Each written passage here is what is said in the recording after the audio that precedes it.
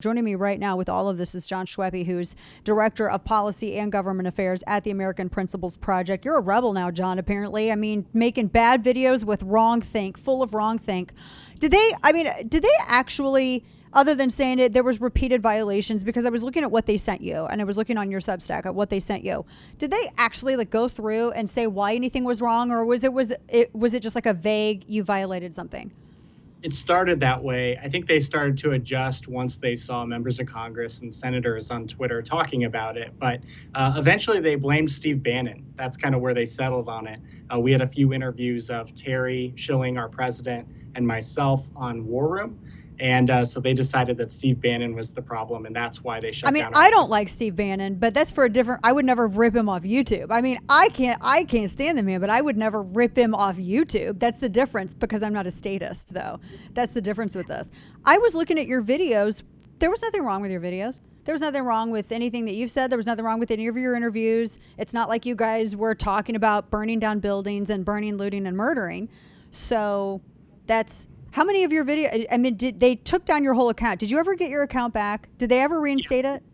So it's back up, but we have a strike. And so now. So what does that mean? Explain to people what that means. They don't know. The way they explained it is if we violate their community guidelines again, we can have our whole account removed. And, the thing is, you pointed this out. I mean, we are speaking against big tech. We're fighting against critical race theory in schools, against this gender ideology. As soon as Google wants to decide we are going to get a strike, we're going to get one.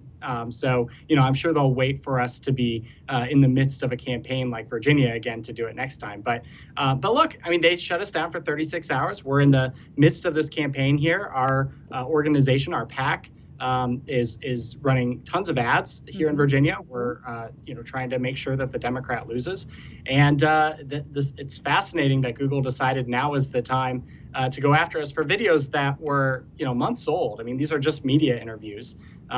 Largely, that's what we use that account for, that and political ads. So right. Because I think everyone was assuming, they talked about wokeism, but it's really, they were just like, none of your stuff we like. And so it was probably some a former barista maybe with a coffee chain that works at YouTube now that decided they don't like you because you're a dirty, evil conservative Republican, so your account has to go. Could this be considered, this is kind of a weird question, because I was thinking about this. You guys were down for quite some time. As you just said, you're in the middle of this. This is a huge campaign because everyone's going to act like this governor can't. This is the bellwether.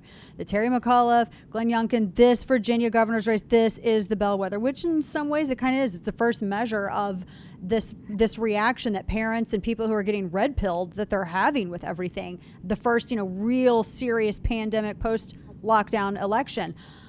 Is that kind of an in-kind contribution to to McAuliffe if you guys are shut down because of basically wokeism? Oh, that's a really astute point, because yes, of course it is. Of course it is. I mean, we had this is actually the fourth time we've been censored in the midst of a campaign. We had 3 political ads censored by Facebook during the 2020 cycle. And we filed a complaint with the Federal Election Commission calling it an in-kind contribution, because that's what it is. I mean, if Democrats are allowed to run their ads freely and Republicans or Republican-aligned groups are censored and prevented from doing that, obviously, that's a contribution of the Democrats, which is illegal under campaign finance law. Corporations can't do that. So, I think there's a lot of talk about Section 230, about antitrust, how to go at big tech. But I think campaign finance law is an interesting way, too, because it's pretty clear they are violating the spirit of it at the very least. And we should look at that. Especially when you consider that each one of these services, YouTube's no different, you can pay to have things promoted.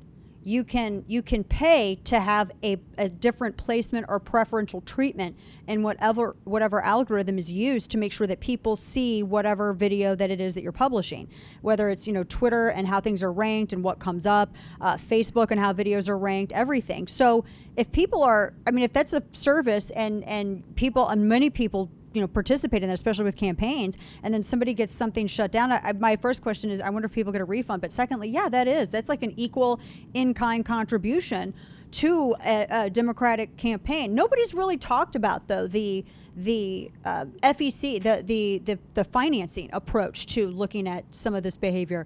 That's very interesting. We're talking with Jon Schweppe, who's with American Principles Project.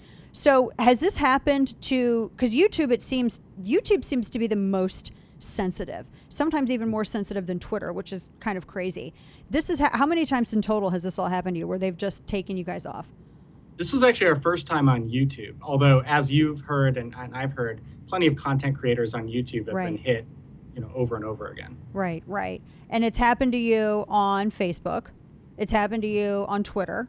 Yeah, that's a deal. That's a big deal. The Section 230 and redefining algorithms and including this kind of stuff as editorial practices. Why are it amazes me that why can't we do that? Because if they're going to act like, say Washington Post or New York Times, then why don't they get that treatment? No, that's exactly right. I mean, it makes no sense if they've decided that they want to vet all of the content on their platform and pick what gets to survive and what doesn't, then they should be legally responsible for all that content. And they don't want that. They want to have it both ways. They want to have their immunity and I guess eat their cake too. So, yeah. But we're pushing on that. And I think, I'm seeing a real, I do a lot of work with people on the Hill, Republicans on the Hill. They seem to understand more and more that big tech is an existential threat, certainly to the security of our elections. And so we need to continue to look at that and actually be willing to do something about it. Yeah, because it's the new public square, but it's privately owned, the privately owned public square. But that private ownership is also taking directions from the people who are running Washington, D.C. right now. So it's incredibly convoluted. It's a mess. But I'm glad that you guys got your account back. And I'm so glad that you guys are fighting so hard in Virginia. Really quickly before we go, being in Virginia, that's because it is such an important race. Give me your takeaway. How does this, is there going to be victory for freedom? Where are you at? Because I know it's close. It's going to be so close, but I'll tell you, Dana, it's so impressive seeing Glenn Youngkin on the CRT issue, on the parents at the school boards. He has great instincts. He's coming at it. We've seen so many squishy Republicans in the past who just want to talk about taxes. And he's going at this and really fighting the culture war hard. So, I think it's going to be really close. It'd be amazing if he wins. But it's certainly saying something about what's going to happen in 2022. And as you know, I feel this way. I got my start during the Tea Party wave. Yeah. This feels a lot like the Tea Party. And so I'm interested to see where this goes. I love that you said that. It does. It feels a lot like the Tea Party because I heard a term this morning. It's called school board moms, because in the 90s it was soccer moms. Then it became security moms after 9/11. Then now we have the school board moms. And actually during the Tea Party, you had Tea Party moms. So now we have this new wave. It's the school board moms. That's the demo that people like Terry McAuliffe and Glenn Youngkin, they need that demo, but they're identifying more with what Youngkin's saying. And I'm hearing a lot of people, including Democrat moms, people who were hardcore, they voted for Biden even. And they're like, no, we can't go with this because we would like to be free. And they're all saying that education is the big thing that motivates them. So this may be it. Last quick question before we talk about Jon Schweppe, American Principles Project. What does this have to do? How will this affect the rest of the nation, the nation's perspective, this race? Well, it kind of feels like as Loudoun County you got a lot of weight on your shoulders, John. Well, as Loudoun County goes, so goes the nation. I really think, what happens here is this CRT issue is, people like Terry McAuliffe saying parents have no role in their children's education. Mm-hmm. Is this going to matter or not? Are we going to be able to save the republic or not? And, I'm optimistic. I think what we're going to see in Virginia is a really tight win, and it's going to inform what's going to happen with the House and the Senate in 2022. I'm going to get an ulcer watching this race. That's what's going to happen. But I'm glad that we got good people in there and fighting hard. Jon Schweppe, American Principles Project. Still, I'm glad that you guys got your account back. It's still insane what happened, but good to have you. Thanks so much for giving us some of your time today. Keep us updated. If something happens, holler at us. Will do. Thank you, Dana. Sounds good. Take care.